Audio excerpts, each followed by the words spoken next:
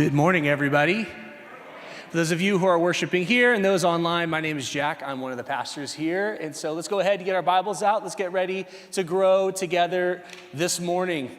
You know, Jesus, the night that he was being interrogated by the religious leaders, and the next day he was going to be crucified, they were trying to find all these wrongs that he did. They were trying to find these things within his life that any moral failings, was there any sin, was there anything? They kept trying to lay accusation against him, and they kept falling flat.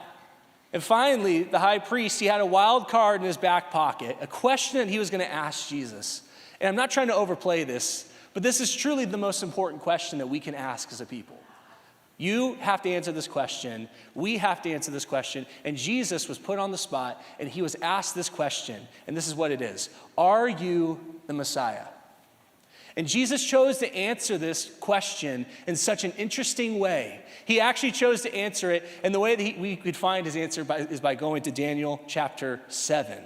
If you go to Daniel 7, you will see Jesus's answer to this question. And that's where we are. We're in the book of Daniel right now. We're talking about being exiles, living in this world, but not being of this world. And Daniel is a great example of this. In the book of Daniel, chapter 7, it starts off with the King Belshazzar. If you remember, if you've been tracking with us, he was the king in chapters 4, at the end of chapter 4 and chapter 5. And his kingdom ended there. So this is a little bit of a look back that Daniel is doing right now. And he's talking in first person. He's sharing something personally. This is like we're reading his journal right now. We're going to read verses 2 through 14. This is a dream that Daniel has. And it's a really important one because this dream has more prophetic descriptions of future events from Daniel's perspective than any other chapter in the Old Testament. Okay? There's a lot of people who have been writing. There's been much ink that's been spilt on this chapter. And we're going to see a very important thing about Jesus in this chapter. Let's read verses 2 through 14 together. Daniel said, "In my vision at night, I looked, and there before me were 4 winds of heaven, churning up the great seas. 4 great beasts, each different from the others, came up from the sea. The first was like a lion. It had wings of an eagle. I watched until its wings were torn off, and it was lifted from the ground, so that it stood on 2 feet like a human being. And the mind of a human was given to it. And there before me was a second beast, which looked like a bear. It was raised up on one of its sides and had 3 ribs in its mouth between its teeth. It was told, 'Get up and eat your fill of flesh.' After that I looked, and there before me was another beast, one that looked like a leopard, and on its back it had 4 wings like those of a bird. This beast had 4 heads, and it was given authority to rule. After that, in my vision at night, I looked, and there before me was a 4th beast, terrifying and frightening and very powerful. It had large iron teeth, and it crushed and devoured its victims and trampled underfoot whatever was left. It was different from all the former beasts, and it had 10 horns. While I was thinking about the horns, there before me was another horn, a little one, which came up among them, and 3 of the first horns were uprooted before it. This horn had eyes like the eyes of a human being and a mouth that spoke boastfully. As I looked, thrones were set in place, and the Ancient of Days took his seat. His clothing was white as snow, and the hair on his head was white like wool. His throne was flaming with fire, and its wheels were all ablaze. A river of fire was flowing, coming out from before him. Thousands upon thousands attended him. 10,000 times 10,000 stood before him. The court was seated, and the books were opened. Then I continued to watch, because of the boastful words the horn was speaking. I kept looking until the beast was slain, and its body destroyed and thrown into the blazing fire. The other beasts have been stripped of their authority, but were allowed to live for a period of time. In my vision at night, I looked, and there before me was one like a son of man, coming with the clouds of heaven. He approached the Ancient of Days and was led into his presence. He was given authority, glory, and sovereign power. All nations and peoples of every language worshiped him. His dominion is an everlasting dominion that will not pass away, and his kingdom is one that will never be destroyed." This is the word of the Lord. It's important for us to see that this is true. Like, there's some encouraging things that we see in this. But Daniel, if you go to verse 15, it actually says that Daniel was terrified by what he saw. He was horrified. And even verse 28 says that he was pale in the face based off of what he had seen. Because even for someone like Daniel, someone who was righteous, somebody who was a godly man, there was only so much that a human man can take in. This was like the fire hydrant of all fire hydrants blasting him right in the face. And you're having to see all these things, these horrifying beasts. You're seeing the Ancient of Days, the Son of Man. There's so many things happening here. No wonder Daniel was horrified. In verse 16, it says that he found somebody that was there, and he asked them, what is the meaning of this dream? And the man tells him what this is. And before we say this, I just want to just point out the irony in this. Up to this point in the book of Daniel, it had been kings who have been having dreams and having things written on the wall, and Daniel has been the one who's been interpreting it. But now it's Daniel who has the dream, and he needs somebody to tell him, what does this mean? And verses 17 and 18 are key for us in understanding what this dream means. Let's go ahead and look at verse 17 first. He says, the 4 great beasts are 4 kings that will rise from the earth. Now here's the thing, this is where a lot of ink has been spilt on this chapter. Because a lot of times we try to figure out, who are these kings? Who are these beasts? We see a lion, we see a bear, we see a leopard, we see a dragon-like thing. I don't know, it's the best description I can think of for it. And it's horrifying, and we want to know who these are. And there's some great suggestions, and scholars have done a lot of work on this. You know, maybe it's Babylon, the Medes and Persians, Greece, Rome, something like that. But we're not fully sure. Because the reality is that God does not name them in this dream. You could just go to the next chapter, and there's another dream that Daniel has where he talks about kings and nations, and God actually does name them there. But here, he does not do that. Instead, we need to see what is there. We need to see that these are ferocious kingdoms. They're animal-like. They're evil. I mean, imagine if you're on a hike and you see a bear or you see a mountain lion. But you better hope you're not on a hike with me. I'm a city guy. I don't know what to do when I see a bear. I'm going to scream or something. I don't know. It's terrifying. And here he sees a leopard. I don't even know, are there leopards in Washington? I don't think that there are. That shows how ignorant I am on this stuff. But he has 4 wings and they have 4 heads. This is a terrifying monster. And this shows the animal-like nature of these kingdoms, these kings. They're subhuman in how they act.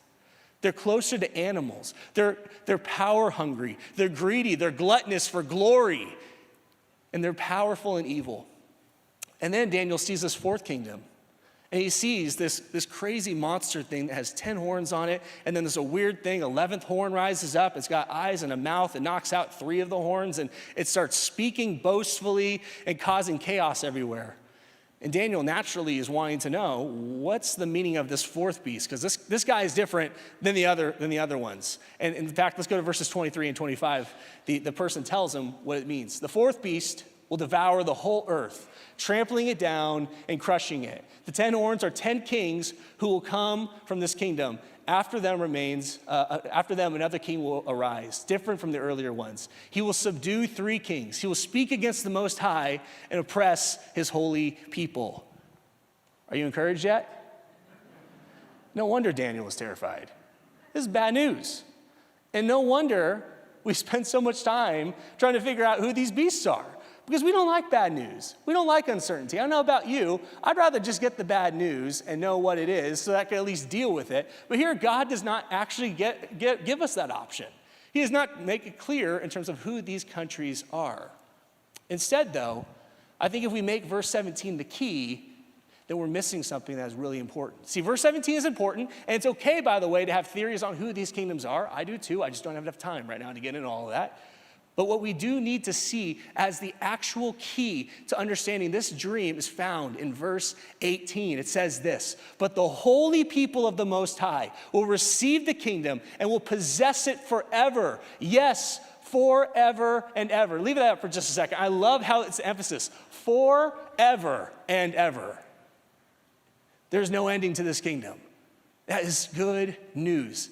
And for us today, we need to understand that this good news for the people of Israel who are in exile is good news for us, because we look in our world today and we see brokenness, we see sin, we see our failures, we see the failures of other people. We see it all over the place, and it reminds us that we are truly exiles in this world, longing for our home. And this is the big idea that we need to understand today, is the same for Israel, that exiles know that exile is not eternal. And we see this 2 ways in this chapter. Let's go ahead and look at the first point that we have here. We see that God reigns eternally over kingdoms, leaders, and nations. I want you to go ahead and look at verse 9 with me. Verse 9 says, as I looked, thrones were set in place, and the Ancient of Days took his seat. Now, I want you to think about this title.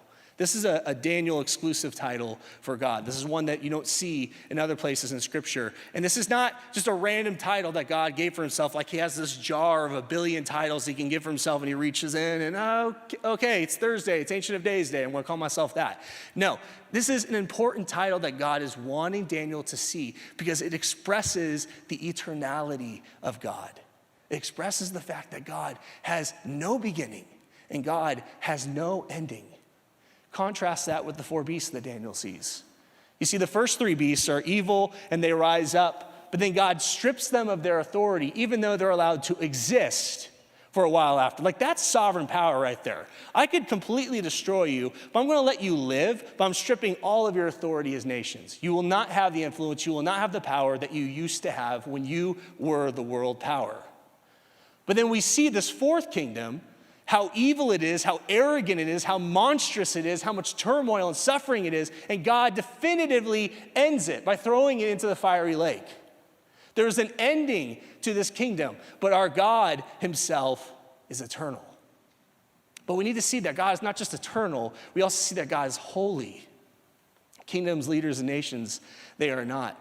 Let's continue reading in verses 9 and 10. It says, clothing was white as snow. The hair of his head was white like wool. His throne was flaming with fire, and its wheels were all ablaze. A river of fire was flowing, coming out from before him. Thousands upon thousands attended him. 10,000 times 10,000 stood before him.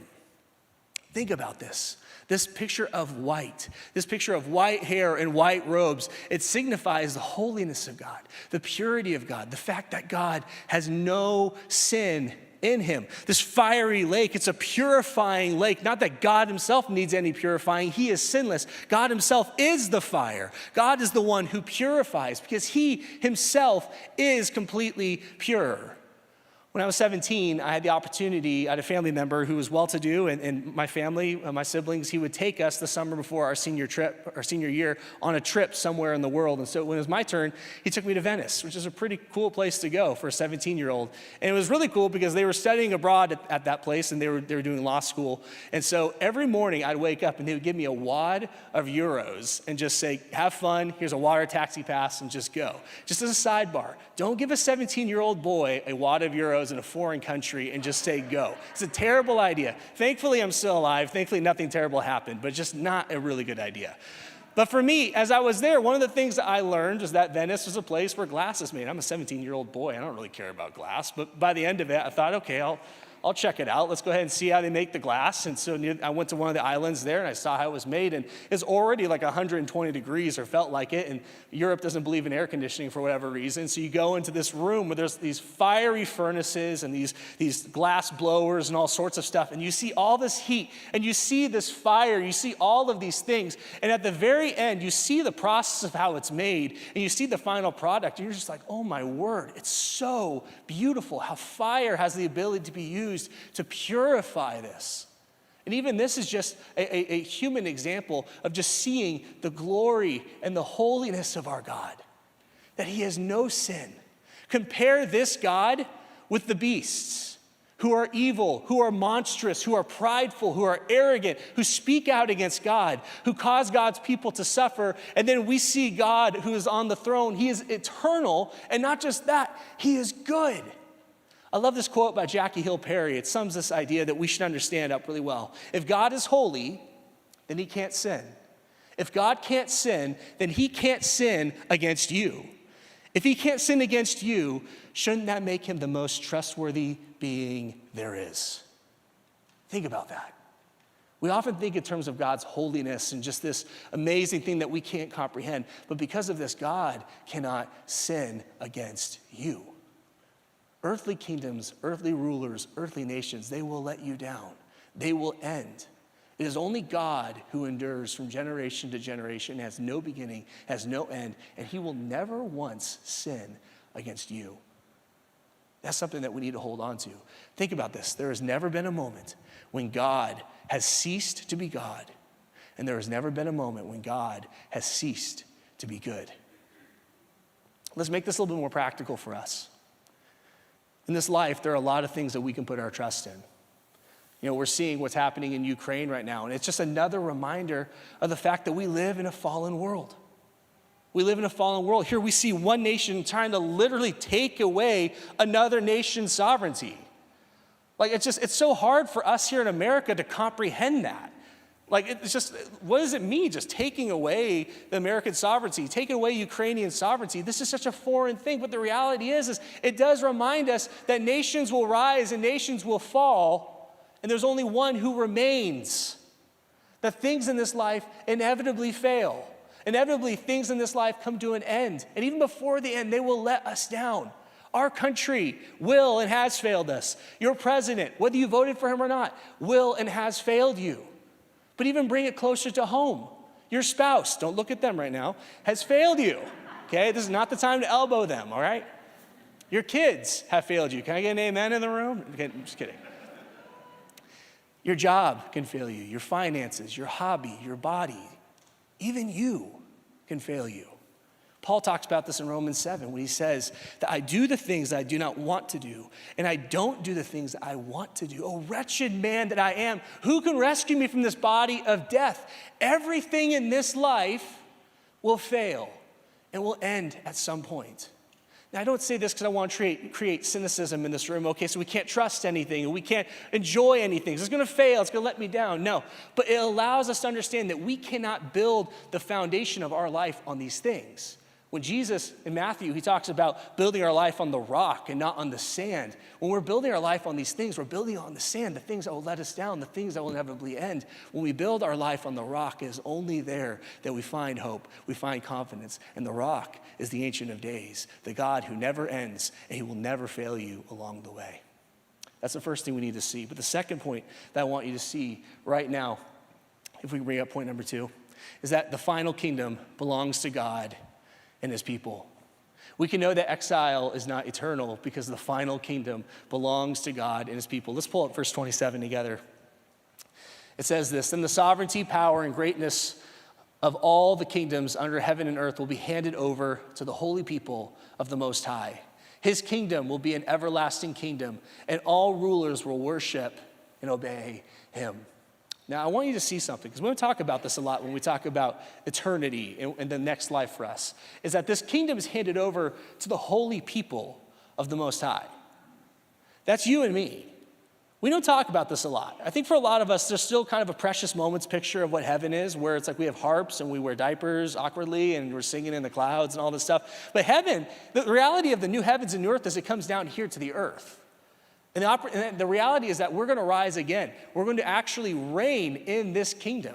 If you compare that to the kingdoms that we see in Daniel's vision, where the leaders, they're arrogant, they're prideful, they're doing whatever they can for power, and yet God allows his people to reign. He empowers us because God has no such insecurity as any earthly ruler would have. God is confident in who he is. And yes, this is absolutely his kingdom. It is his kingdom no matter what. We see at the end, his kingdom will be an everlasting kingdom. It is his, but he will allow you and he will allow me to reign in that kingdom with him. That's why if you go all the way back to verse 9, it says that thrones were set in place. I love what Paul says in 2 Timothy 2:12. He says that if we endure in this life, if we endure in the faith, we will also reign with him. Or I love the question that he asked the church in Corinth when he just asked them point blank, do you not know that you will judge angels? Think about this. We don't think about this in eternity. We think that we're just going to be people walking around in heaven and just citizens there and we have no rights and we're just kind of there and yeah, it's happy, there's good food and good people. But there's actually responsibility that's going to be given, and you will have the opportunity to reign in this kingdom. And there's only one way into this kingdom. It's found in verses 13 and 14. Let's read this. In my vision at night, I looked, and there before me was one like a son of man, coming with the clouds of heaven. He approached the Ancient of Days and was led into his presence. He was given authority, glory, and sovereign power. All nations and peoples of every language worshiped him. His dominion is an everlasting dominion that will not pass away, and his kingdom is one that will never be destroyed.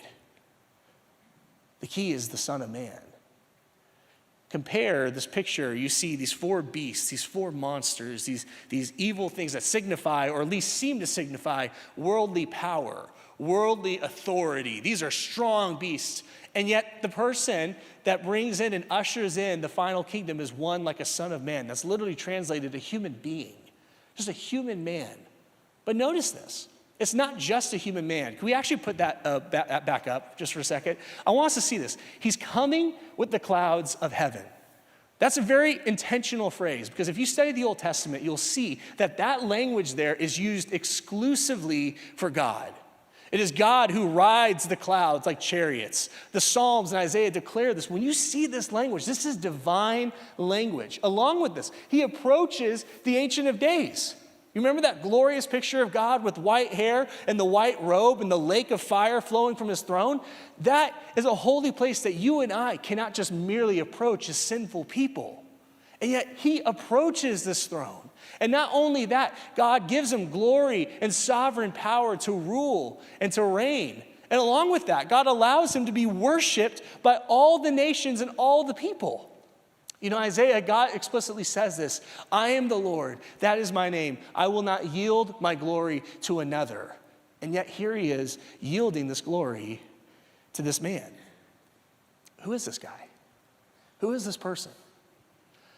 Well, at the beginning of the message, I started us off in Mark 14, where we were talking about Jesus' interaction with the high priest. And he was asked this question, are you the Son of Man? And let's look at Jesus' response in verse 62. He said, I am. And you will see the Son of Man sitting at the right hand of the Mighty One and coming on the clouds of heaven. We need to see this. I just want to make this very clear. Jesus is the Son of Man. And when Jesus said this, the religious leaders knew exactly what he was saying. In fact, over 80 times in Jesus' ministry, he called himself the Son of Man. It was almost his exclusive title for himself, because it was vague enough that he would be able to define what it meant. In fact, in Mark 14, he was asked, are you the Messiah, the Son of the Blessed One? And he doesn't answer whether he's the Messiah, which he is. He says he's the Son of Man. He says, I am. And he says, I'm the Son of Man, which caused the religious leaders to tear their clothes, declare he's a blasphemer and that he is worthy of death. And they killed Jesus for it because they expected the Son of Man would be a military leader. They expected him to be a politician. They expected him to be somebody that would give them a pat on the back for their religiosity and how they operated in their life. And instead, he was a poor person who was born in an uninfluential family in a rural town. He befriended the people that they hated, and he spent more time rebuking them and criticizing their hypocrisy in their religion. And then he had the nerve to look at them in the eyes and say, oh, by the way, I am the Messiah. I'm the Son of Man. And you know what that means. And they killed him.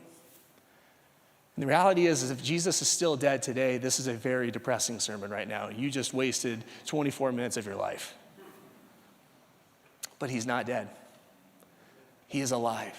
And because Jesus rose again, it validated every claim that he made about himself. When he says that I am the way, I am the truth, I am the life. No man comes to the Father. No man can access this eternal kingdom but by me. He is the one who has the enduring kingdom that never ends. It is his kingdom, and through him, you can enter into this kingdom. Paul talks about this idea that we were once enemies of God, but here's how sweet this deal is. If you place your faith in Jesus, you're not just no longer an enemy of God, you're a friend of God. But not just a friend of God, you're a citizen in God's kingdom. But not just that, you're a child of God. You are adopted into the family of God. That's the good news that we have. That if we endure in this life, we have confidence that we will reign with him one day in his glorious kingdom. So my question is, as we close, I'm going to invite the band back out now.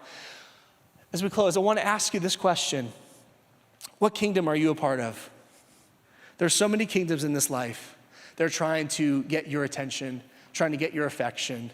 What are the things in this life that if this thing fell out of my life, I would be absolutely devastated? I would have no hope. By the way, I'm not talking about the things that would cause us to mourn. There are things in life that absolutely we would mourn. But the things that we place our identity in, the things that we trust more than anything. Because here's the fact, everything in this life will inevitably end and will fail us. It is only Jesus, the Son of Man, where we place our hope in him, he will not fail us. If you've never placed your faith in Jesus, I would love for you to come forward at the end of our service, and I'd love to talk with you and talk about what it means to become a family member of God, to join the kingdom of God, to become a citizen of God's unending kingdom. And for those of you who are followers of Jesus today, what does this look like practically for us? I actually think the events that this past week has brought to us has painted a really profound picture. Here you see in Ukraine, Christians that are losing their homeland, who are going through profound suffering, losing loved ones. And yet, as the military strikes were beginning, you see pictures of Ukrainian Christians praying together. You see videos of them worshiping and singing songs of worship to God. I heard a story the other day of a pastor who took his family to the border, he dropped them off, and then he turned around and he went back in because he knew that God has called him to be with his people. And this was an opportunity for him to be light in the darkness. Missionaries who had the opportunity to return home to the States said, no, we are here to serve. Talk about suffering. Talk about hardship. And for sure, there's mourning, there's tears, and we should mourn with those who mourn and rejoice with those who rejoice. But the reality is that they are able to do this because they know that this kingdom, the Ukrainian kingdom that they're a part of, this world that they're a part of, any success that they've achieved in their life that might be crumbling before their eyes, it is only a temporary kingdom. They have a citizenship in a kingdom that is uncorruptible. Even if their bodies are crushed, they know that they will rise again. And that could be true for you if you've never placed your faith in Jesus. Even just moving this to a personal place. For some of you, you might be thinking, yeah, the Ukrainian crisis is really, really difficult, but I've also had a really rough week. With a room of this many people, I know that there's a lot of hardship in this room. Paul talks about how he's been struck down in his life. He's gone through hardship. He's gone through suffering. Yet he says, though I was struck down, I was not destroyed. In life, you might get struck down. You might go through suffering. You will go through suffering. Jesus says, if I will suffer, so will you. But because of what Jesus has done, because Jesus is alive, we have the ability through the Spirit of God to get back up and know that we are victors no matter what we endure in this life. And even if whatever we're facing takes our life from us, the worst possible thing, whatever that is, happens, we know that there is a resurrection, that we will rise again, and in that kingdom, we will reign with him because we endured. So my question for you is, where is your trust? What is the kingdom that you are trusting in? I want to invite you to stand. I think one of the most profound things that we can do as we suffer, as we go through difficulties, is to sing. To be able to lift our voice in praise to God. And the only reason why we can do this is because we worship a risen Savior, a risen Lord. His name is Jesus. He is alive, and he is worthy of your worship. No matter what you are going through, fix your eyes right now as we sing to our risen Savior, Jesus Christ.